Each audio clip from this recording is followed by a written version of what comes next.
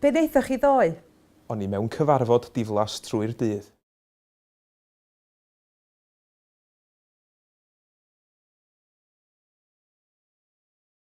Be wnaethoch chi ddoe? Wel, ro'n i'n yn y gwely ddoe, ro'n i'n eitha sal.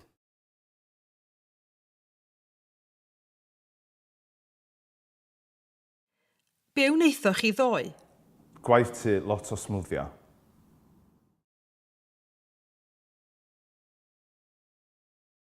Be wnaethoch chi ddoe, Alison? Nes i roi gwersi piano, nes i waith tŷ, nes i ddarllen.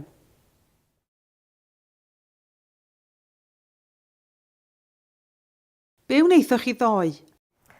Ro'n i yn y gwaith drwy'r dydd ac yna es i ddosbarth Pilates gyda'r nos.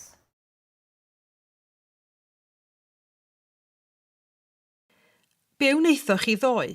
Wel, yn y bore es i'r capel. Efo pwy? Wel, efo'r wraig, wrth gwrs.